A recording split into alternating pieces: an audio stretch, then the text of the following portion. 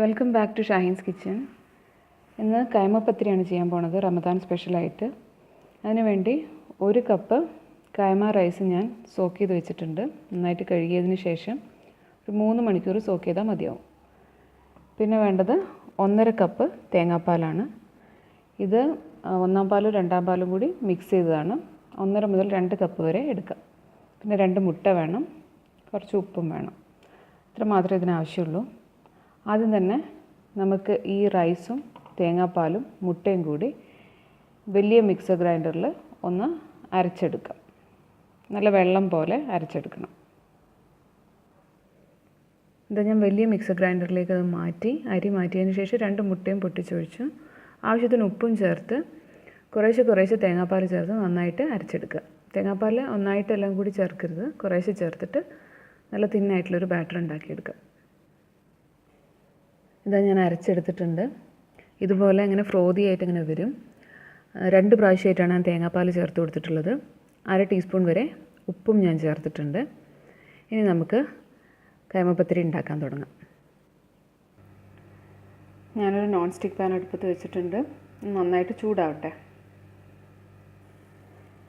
ഇത് ചൂടായി വരുമ്പോൾ നമ്മളിതുപോലെ ഒരു കയ്യിൽ നമ്മളിതെടുക്കുക, ബാറ്റർ എടുക്കുക. ഇതുപോലെ ഇങ്ങനെ ആ ഒരു പതയും ബാറ്ററും കൂടി ഒരുമിച്ച് വേണം എടുക്കാൻ. സാധാരണ ചെയ്യുമ്പം നൂരപ്പത്തിരി എന്നാണല്ലോ അതിൻ്റെ പേര്. ഈ ഒരു ഫ്രോത് മാത്രം എടുത്തിട്ടാണ് ഉണ്ടാക്കുക. പക്ഷേ ഞാൻ ഈ ബാറ്ററും ഈ ഒരു പതയും കൂടി ഒരുമിച്ചാണ് എടുക്കുന്നത്. നമ്മൾ ഈ മുട്ട ചേർക്കുമ്പോൾ ഇതുപോലെ ഇങ്ങനെ ഫ്രോതിയായിട്ട് വന്നോളും. എന്നിട്ട് ഇത് രണ്ടും കൂടി ഒരുമിച്ച് ഒരു കയ്യിൽ ഞാൻ എടുത്തിട്ടുണ്ട്. ഞാൻ കുറച്ച് ബാറ്റർ ഇങ്ങനെ ഒരു പാത്രത്തിലേക്ക് മാറ്റിയിട്ടുണ്ട്.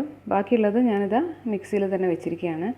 എന്താണെന്ന് വെച്ച് കഴിഞ്ഞാൽ ലാസ്റ്റിലേക്ക് ഒന്നും കൂടി നമ്മളിതൊന്ന് ഗ്രൈൻഡ് ചെയ്യേണ്ടതായിട്ട് വരും, ഒന്ന് ബ്ലെൻഡ് ചെയ്തെടുക്കേണ്ടതായിട്ട് വരും. കാരണം അല്ലെങ്കിൽ ആ ഒരു കൺസിസ്റ്റൻസി ശരിയാവില്ല. അപ്പോൾ ഇപ്പം ഉണ്ടാക്കാനുള്ള ഒരു 4-5 എണ്ണം ഉണ്ടാക്കാനുള്ള ബാറ്റർ ഞാനിത് ഈ ഒരു പാത്രത്തിലേക്ക് മാറ്റിയിട്ടുണ്ട്. പിന്നെ ഇത് ട്രഡീഷണൽ രീതിയിൽ ഞാൻ പറഞ്ഞല്ലോ, ഇങ്ങനെ ഈ ഒരു ലെയർ മാത്രം എടുത്തിട്ടാണ് ഉണ്ടാക്കുക.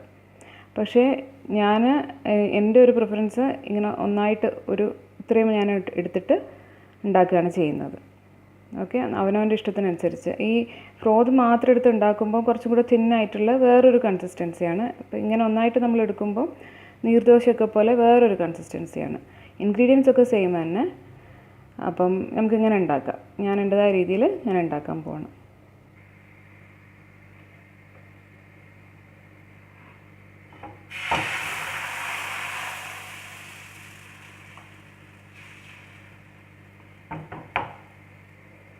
ഇതുപോലെ നന്നായിട്ട് അങ്ങോട്ട് ചുറ്റി കൊടുക്കാം. ഇത് ചുറ്റിച്ച് കൊടുത്തതിന് ശേഷം ഒരു ലിഡ് എന്തെങ്കിലും വെച്ചിട്ട് ഇത് അങ്ങോട്ട് കവർ ചെയ്യാം. ഇനി 1 മിനിറ്റ് ഒന്ന് കുക്കാവാൻ അനുവദിക്കാം. 1 മിനിറ്റ് കഴിയുമ്പോൾ നമുക്കിത് തുറന്ന് നോക്കാം. ഇതുപോലെ സൈഡിൽ നിന്നൊക്കെ ഇങ്ങനെ വിട്ട് വരുന്നുണ്ട്. ഇതിനി നമുക്ക് മിഡിലേക്ക് ഇങ്ങനെ മടക്കി കൊടുക്കാം.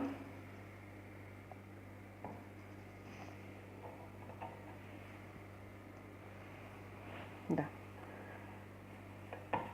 നമ്മുടെ കൈമപ്പത്തിരി റെഡി ആയിട്ടുണ്ട്.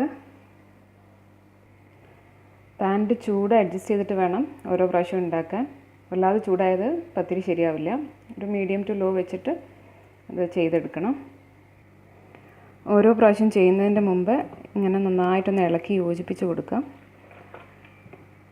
എന്നിട്ട് വേണം ചെയ്തെടുക്കാൻ. പിന്നെ ഇത് വേണമെന്നുണ്ടെങ്കിൽ നമുക്കൊന്ന് മറിച്ചിട്ടൊന്ന് ക്രിസ്പി ആക്കി എടുക്കുക. അത് അവനവൻ്റെ പ്രിഫറൻസാണ്. ഞാൻ ചിലപ്പോൾ അങ്ങനെ ചെയ്യാറുണ്ട്. അങ്ങനെ ആകുമ്പോഴും നല്ല ടേസ്റ്റാണ്. അങ്ങനെ ഒന്ന് ഞാൻ കാണിക്കാം.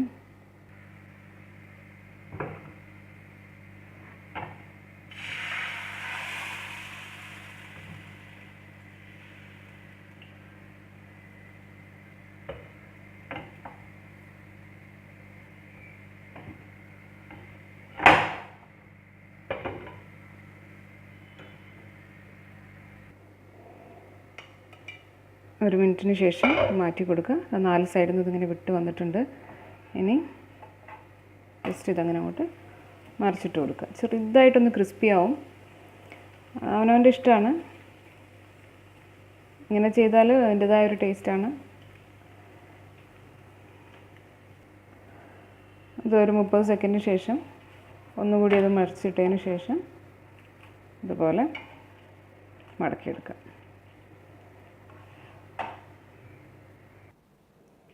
ഞാനിത് സെർവ് ചെയ്തു. നല്ല ചിക്കൻ കറീൻ്റെ കൂടെയാണ് ഞാൻ സെർവ് ചെയ്തിട്ടുള്ളത്. പെപ്പർ ചിക്കൻ്റെ, മട്ടൺ കറീൻ്റെ അല്ലെങ്കിൽ ബീഫ് കറീൻ്റെ ഒക്കെ കൂടെ അത് നല്ല കോമ്പിനേഷനാണ്. അതുപോലെ തന്നെ വ്യത്യസ്തമായൊരു കോമ്പിനേഷനാണ് ഇതും തേങ്ങാപ്പാലും. നമ്മുടെ നൂൽപുട്ടൊക്കെ ഇഷ്ടമുള്ള ആൾക്കാർക്ക് ഇതും തേങ്ങാപ്പാലുമുള്ള കോമ്പിനേഷൻ നന്നായിട്ട് ഇഷ്ടമാവും. തേങ്ങാപ്പാലിൽ കുറച്ച് പഞ്ചസാര ചേർത്തതിന് ശേഷം ഇതും കൂടി ചേർത്ത് കഴിക്കുകയാണെങ്കിൽ ഇഫ്താറിൻ്റെ സമയത്തൊക്കെ നല്ലൊരു ഡിഷാണത്. നമ്മുടെ ഓട്ടടയൊക്കെ ഇഷ്ടമുള്ള ആൾക്കാർക്ക് അത് വീട്ടിലുണ്ടാക്കാൻ മൺചട്ടിയൊക്കെ വേണമല്ലോ. അതൊന്നും ഇല്ലയെന്നുണ്ടെങ്കിൽ ഇതൊന്ന് ട്രൈ ചെയ്ത് നോക്കൂ. തീർച്ചയായിട്ടും എല്ലാവർക്കും ഇഷ്ടമാവും എന്നാണ് എൻ്റെ വിശ്വാസം. Thanks for watching. See you next time.